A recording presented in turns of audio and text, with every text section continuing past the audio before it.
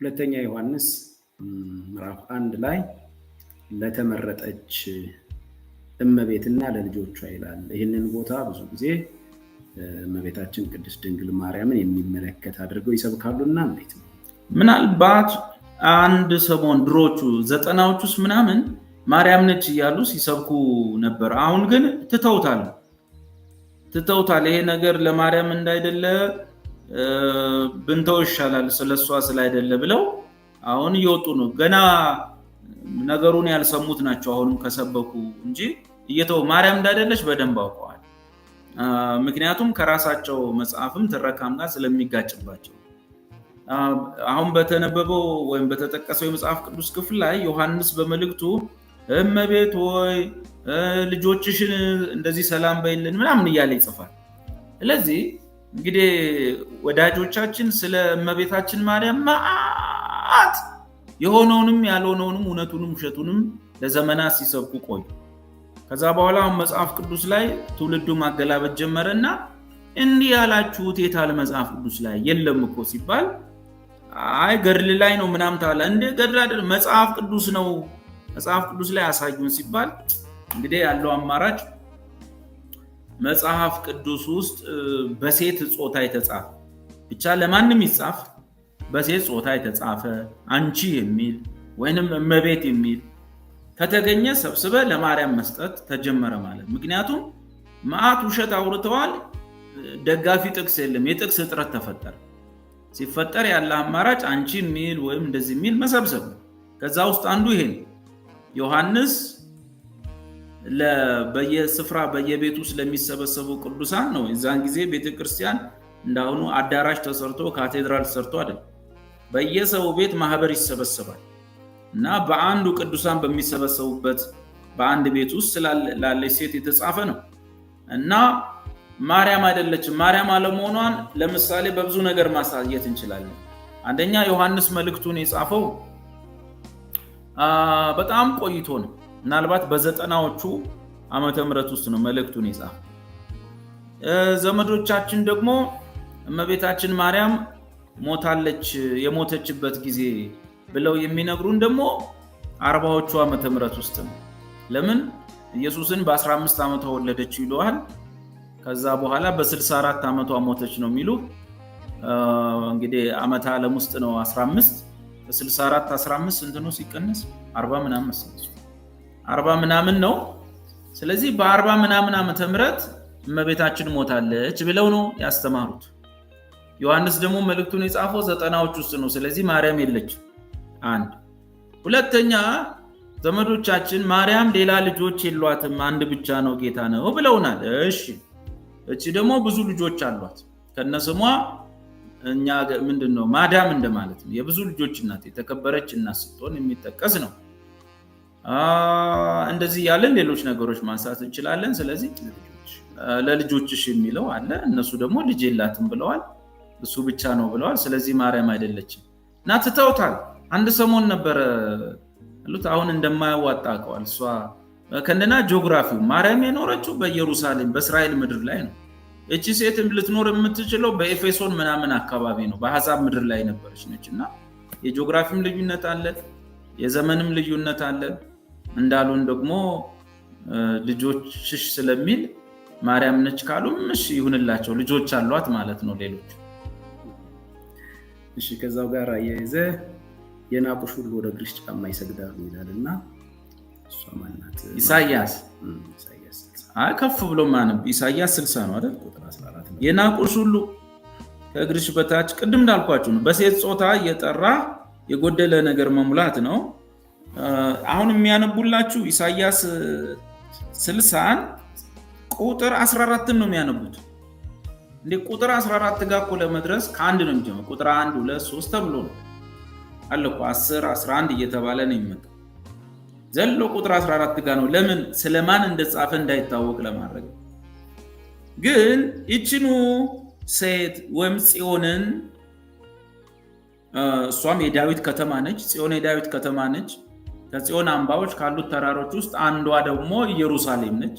ኋላ ዳዊት ኢየሩ የሚል ጨምሮ መናገሻ ያደረጋት ሳሌም ኢየሩሳሌም። ስለዚህ ጽዮን ዓለም ሁሉ ያወቀው ነው።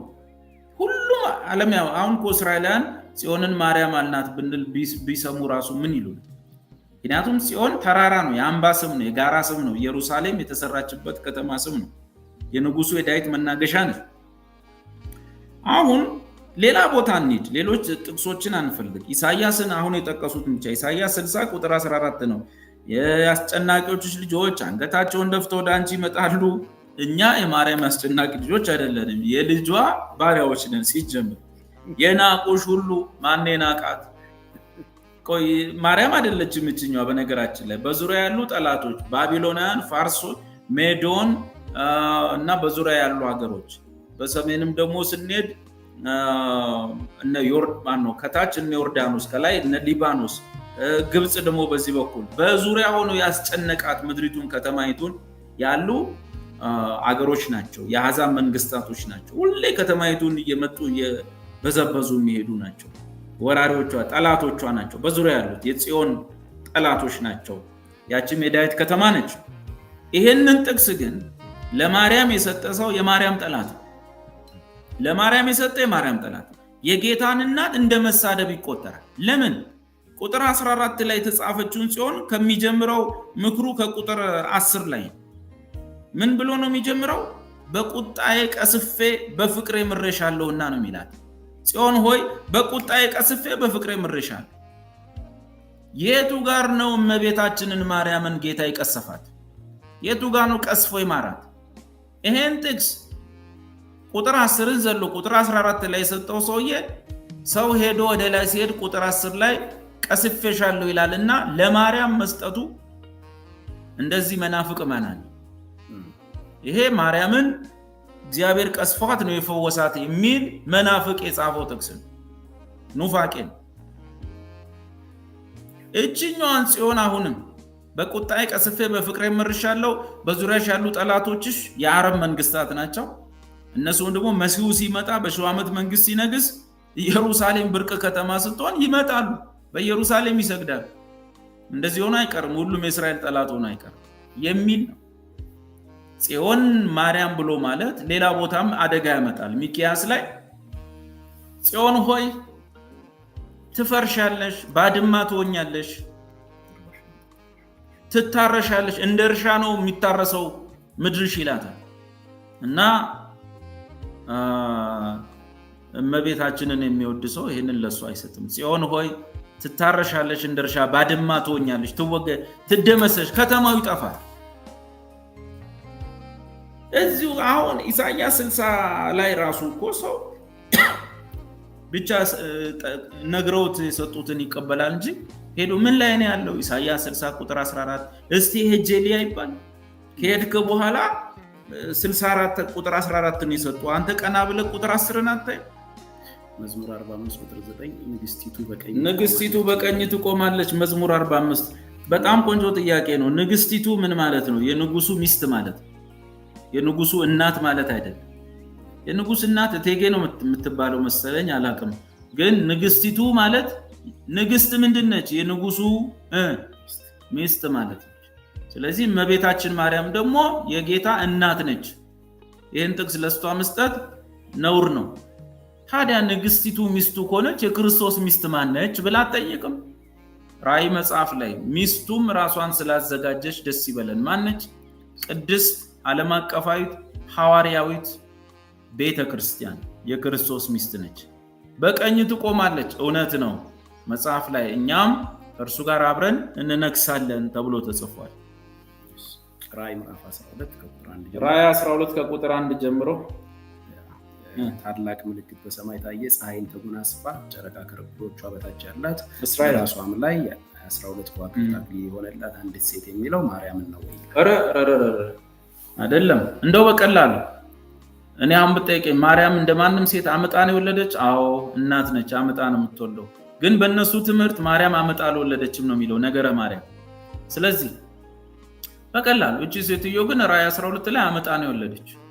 ሁለተኛ ማርያም ኢየሱስን ስትወልድ ልጇ ወደ ሰማይ ተነጥቋል? አልተነጠቀም። እቺ ሴት ግን የ4000 ዓመት ጽንስ ያዘች ነች ወዳጅ። 4000 ዓመት ይመጣል መሲሁ ይመጣል። የዛሬ 2000 ዓመት መጣ፣ አልተቀበሉትም።